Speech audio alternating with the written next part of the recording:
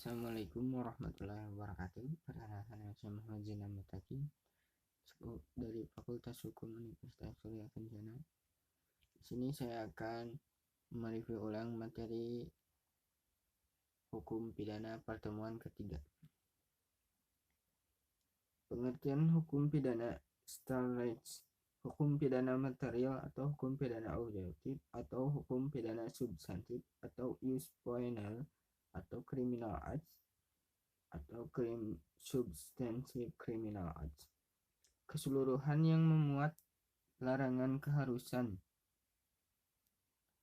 dan bagi yang melanggarnya diancam dengan pidana.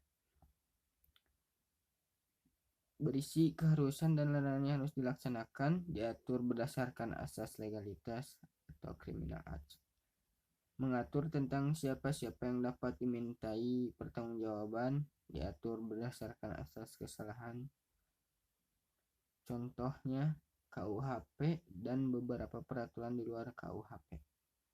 Hukum pidana formal, hukum pidana subjektif atau hukum pidana adjektif atau ius poeniendi atau criminal procedure, keseluruhan peraturan yang membuat hak atau cara-cara negara untuk memberikan pemindanaan terhadap orang-orang yang melakukan perbuatan yang terlarang merupakan hak negara yang dilakukan oleh aparat penegak hukum atau criminal procedure. Contohnya KUHP atau UU nomor 8 tahun 1981. Pembagian kitab Undang-Undang Hukum Pidana, bagian yang bersifat umum, berlakunya untuk seluruh lapangan hukum pidana, baik yang terdapat dalam KUHP maupun di luar KUHP. Diatur dalam buku 1 yaitu pasal 1 ayat 103.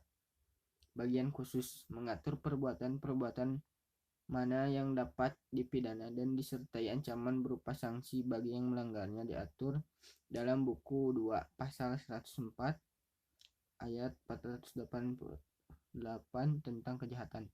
Buku ketiga pasal 489 ayat 569 tentang pelanggaran. Berlakunya hukum pidana A menurut waktu atau ius temporis didasarkan pada asas legalitas atau principle of legality. Nullum delictum hule poena sine praespia lege poenali. Dalam KUHP diatur pada pasal 1 ayat 1. Tiada suatu perbuatan dapat dipidana kecuali atas kejahatan aturan pidana dalam perundang-undangan yang telah ada sebelum perbuatan dilakukan. Hal ini berisi dua konsekuensinya, yaitu 1. Terpidana harus dirumuskan terlebih dahulu dalam rumusan UU. A.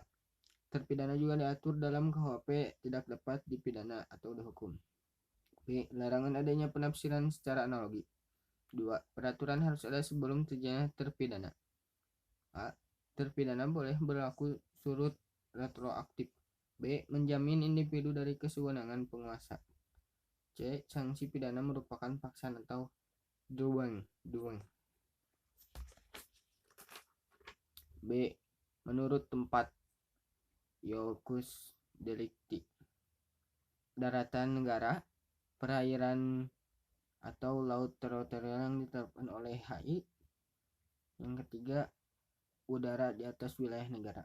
Berdasarkan hal tersebut berlaku beberapa asas, itu asas teritorial pasal 2 KUHP, asas personal atau nasional aktif pasal 5 KUHP, asas perlindungan atau nasional pasif pasal 4 dan 7. Yang terakhir asas universalitas. Mungkin cukup sekian materi yang saya bisa DP ulang. Mohon maaf bila ada kesalahan. Wassalamualaikum warahmatullahi wabarakatuh.